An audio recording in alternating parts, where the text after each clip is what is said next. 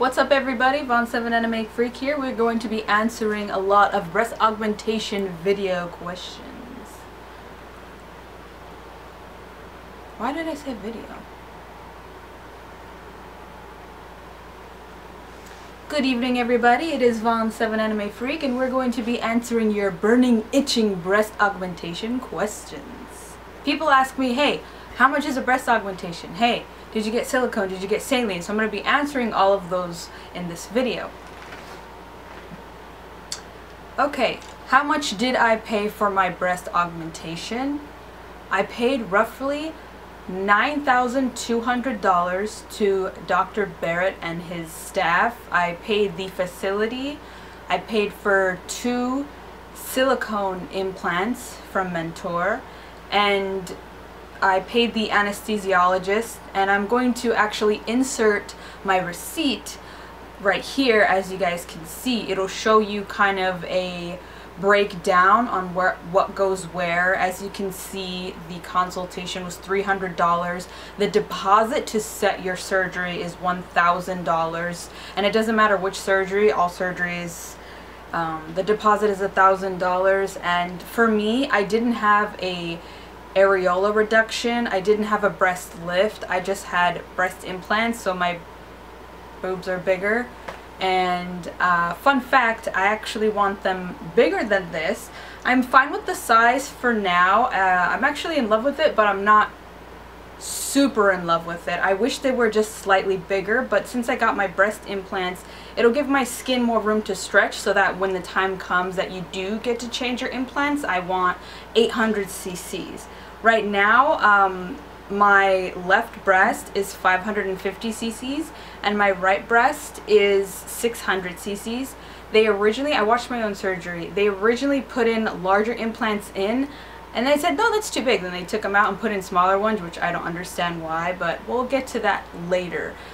So that, hopefully that answers your question as to the sizing. Now, when you guys ask me, should I get silicone or saline, that is a very personal choice. I personally chose silicone just because it has less rippling and it feels more natural. My breasts are not done dropping yet. They are really sore. I took out my tape and I put in the Scar silicone gel right now. Another question is, does Dr. Barrett, what is the consultation like? Who did I go to? And as you guys know in the videos down below, I went to Dr. Barrett. He is a board certified plastic surgeon in Beverly Hills, and most of the Beverly Hills doctors work in Wilshire Boulevard. That's like a super popular place to work in. And so in total, to answer that question, I paid almost $10,000 for everything. I'm talking the blood test. I'm also going to insert right here how much money I paid for my blood tests, how much money I paid out of pocket for my RXs, what kind of RXs did I take. I took hydrocodone, and I think it was like $15 to $20 for like maybe 10 of them. And I did a scopolamine patch, which you guys already know, and diuretics, stool softeners. They supply stool softeners. Actually, I can get those pill bottles right now for those people who are asking what kind of drugs that I had to take. For those who are curious, I took ondansetron, 8 milligram, and it's generic for Zofran. And this, I still have 1 tablet left. This is primarily for nausea because different bodies react differently to the anesthesia, which is what puts you guys to sleep. I will have a list of what everything costs, more detail like in the link down below, in the down bar. I also took clindamycin, 300 milligrams. And I believe this was for prevention of like infections, like bacteria, stuff like that. Hydrocodone, generic for Norco. This is a muscle relaxer, painkiller. I personally don't like taking narcotics. They made me really loopy, and surprisingly, I have really good memory waking up from anesthesia, the assistant, I believe her name was Rachel, she kind of helped me put on my clothes and fed me applesauce after I woke up from surgery. And I said, "Oh, hey Rachel," and she's like, "Wow, you have really good memory." So the girl that was laying down in the bed next to me, obviously there was a sheet so I couldn't see her, but she had problems waking up from the anesthesia. So I'm happy that sorry, my cats are playing. I'm happy that I had a good time with the anesthesia, let's just say, because I've never went under before. Also, DOK, docusate sodium, is that how you pronounce it? These are just stool softeners, and I definitely recommend taking your stool softeners, guys, because I didn't take mine for the first few days, and it made me really bloated, and I had a hard time, you know, using the restroom, let's just say. Okay, I know I kind of ramble, but I think you guys like that about me. I'm not too organized in anything. Anyways, my breast size is huge. So I tried putting on, I have two bras that are a bit larger than my own regular 36D. They do not fit. So I'm assuming that my breast size, since you guys are asking what bra size do you wear, I'm assuming that I'm a G or an H. I'm not sure yet. I'm gonna buy bras once they settle. And another question, let me see. So we answered that. I went to Dr. Barrett in Beverly Hills, link down below. I answered how much everything costs. Roughly $9,800, I'm going to say.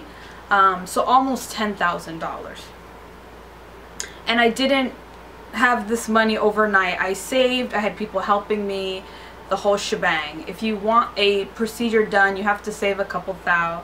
And just my advice, do not book a date until you have all the money, or you almost have all the money, because once you book your date, that's final. They don't do refunds. So I was really nervous because I was actually short a little bit, maybe like a few weeks before my surgery, and I flipped out, and I had a lot of people helping me, and I love you guys so much for helping me, because if it wasn't for you guys, I would not have gotten this done, and family and friends and all that stuff.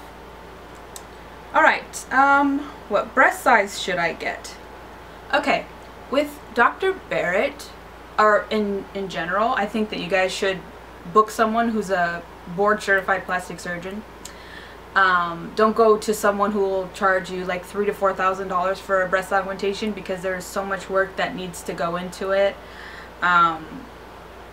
For the sizes, I would have like a picture reference, but I say that with Dr. Barrett, he didn't really use sizers, which I was kind of like, like he told me that we were gonna do 650 to 700 on me, and I ended up with 550 to 600. So sometimes you never know.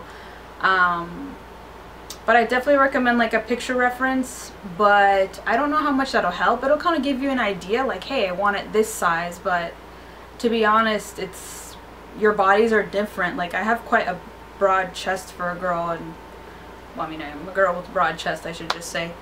Alrighty, next question.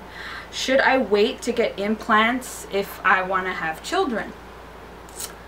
You don't have to wait.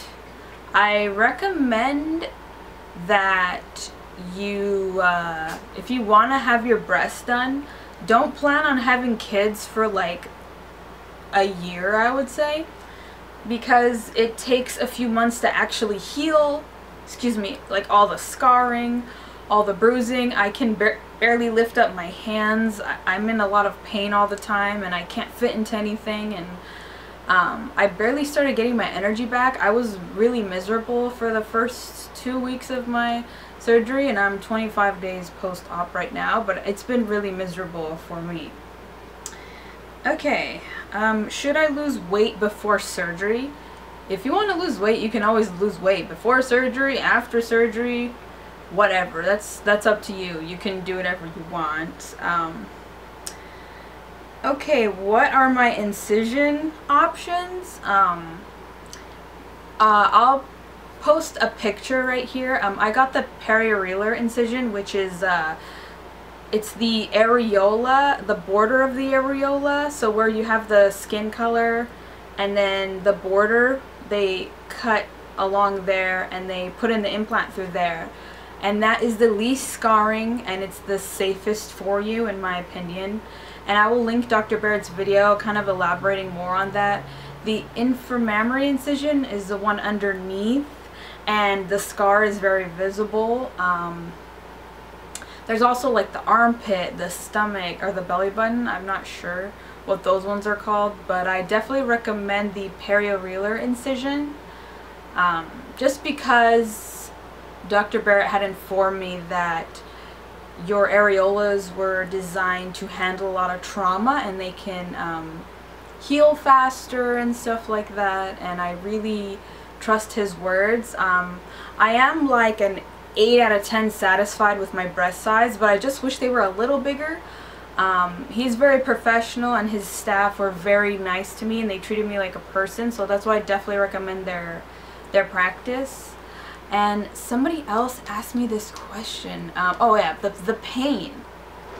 Sorry about that, my camera freaked out. I wasn't particularly that nervous about getting a breast augmentation. I was super excited. I was like, yay, my anime girl fantasy. I'm barely starting my journey. I can't wait to see how far I go down the road, because I do want a few more procedures done. And so a lot of you guys were asking me about the pain, and I can gladly say that to me it was about a 7 out of 10, but it depends. Normally I have a really high pain tolerance, but I couldn't move, so it was hard for me to use the restroom. It was hard for me to grab water. I couldn't really grab anything with my hands, and it was really hard. And so I definitely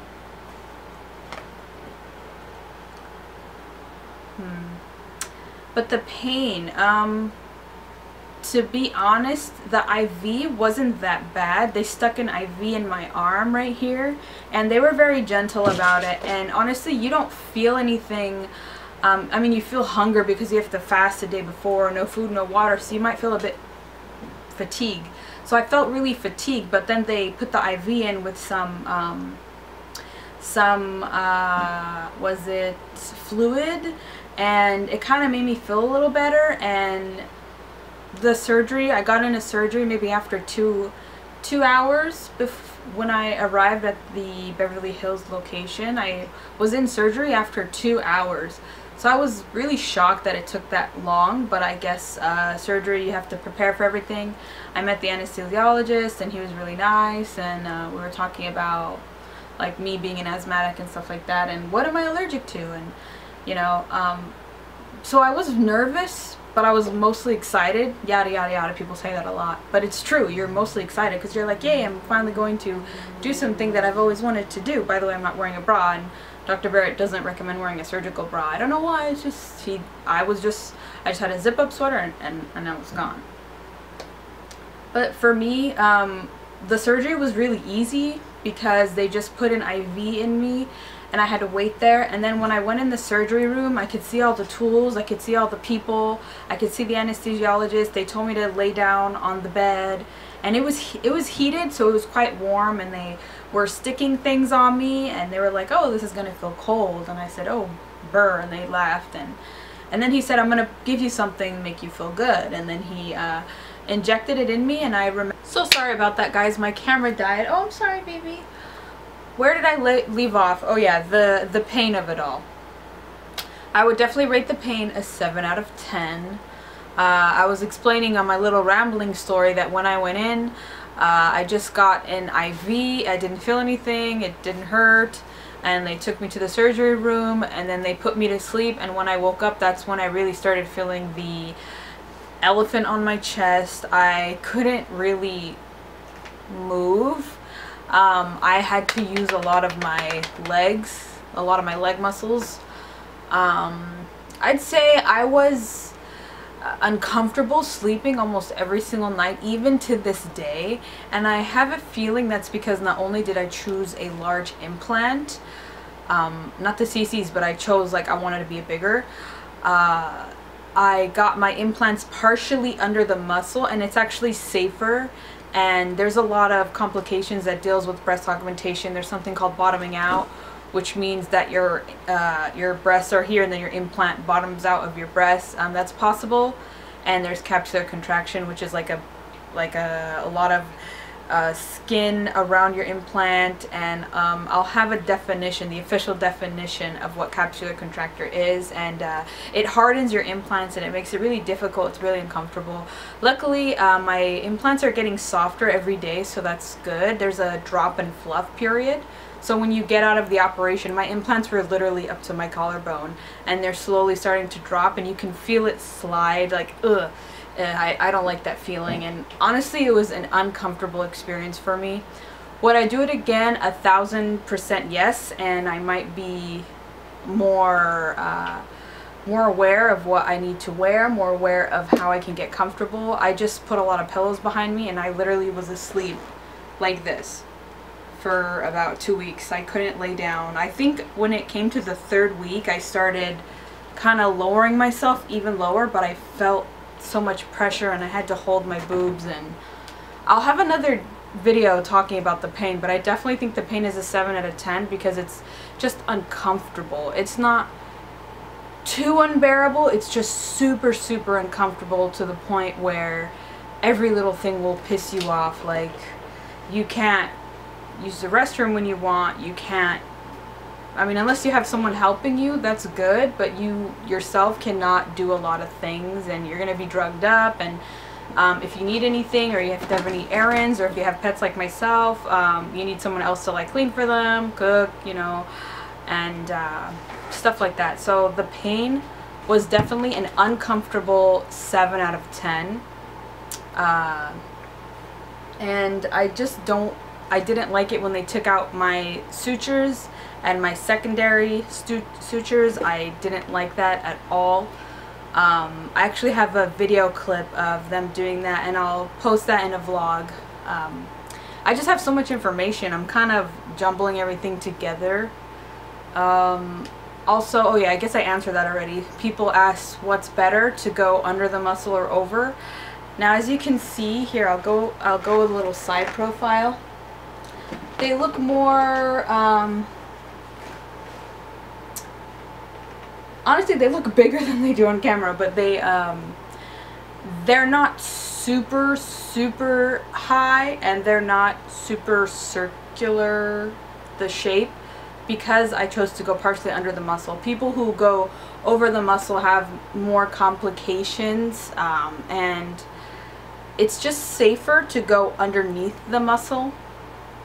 And with my breast augmentation, I was really nervous about what to choose. I didn't even know that was an option. I just thought you got breast implants. I didn't know you went under and over and whatever.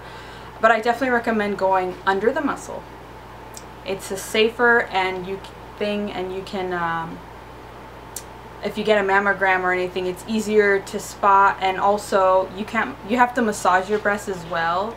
After, like, 6 weeks after, you have to do breast massages, and there's YouTube videos about that where you have to massage the implants just so that they can stay nice and fluffy and not hard, and shape them a little bit. When you get it partially under the muscle, it definitely gives you more of a natural look, but obviously you can tell that, you know, they're super high, they're obviously done, but it's more of a natural look than the super close together big circular. Also, I'm not wearing a bra. When I do wear a bra, it will scoop together more and obviously lift up, but I'm actually amazed that they look this good without a bra. I'm super uncomfortable wearing any type of clothes. My security uniform does not fit me at all. I do wear a shirt underneath it. My security uniform doesn't fit me. But if you guys have any more questions for me, please don't be shy. Leave them in the link down below, or comment down below. I keep saying link. Comment down below any questions that you guys have of me. I answered the price. I told you guys that, you know, it's almost $10,000. I went under the muscle, partially under the muscle. It's safer for you. It's better for you overall in the long run. I mentioned that, you know, my blood test was almost $380. My RXs was about 130 to 170. I also had to pay valet. If you're in Beverly Hills, you do have to pay valet. Like, every person price varies. The deposit was $1,000. The virtual consultation, because of the CV going on, is $300. And what else did I answer? If you want to have kids, you can still get a breast augmentation. I just definitely recommend waiting a year. There are videos out there where mothers describe how it is having children with breast implants, and I'm not a mother, so I can't really answer any questions about that, but I definitely recommend watching any of those YouTube videos about it. And you can definitely lose weight before surgery, after surgery. I definitely recommend waiting at least 3 or 4 weeks to start driving, because I started driving after a little bit after the 3rd week, and I suck when I turn still. I'm actually getting better at it. I'm definitely more comfortable than I am right now, but it still hurts. It still feels super sore and tender, and just putting clothes on right now makes me feel really uncomfortable. But I hope I answered a lot of your questions. I'm definitely going to be doing more breast augmentation Q&As. I know this video is super long, and thank you so much for sticking with me through this journey. YouTube doesn't monetize my breast augmentation videos, which really sucks. So if you guys want to support me, please go to Patreon/Von7AnimeFreak, and you guys can see like exclusive content on there and other stuff on there, and stuff like that. And don't forget to subscribe to Von7AnimeFreak here on YouTube. I love you guys so much. Don't forget to watch anime, and I love you, and your senpai is going to look like a super amazing anime fantasy girl real soon.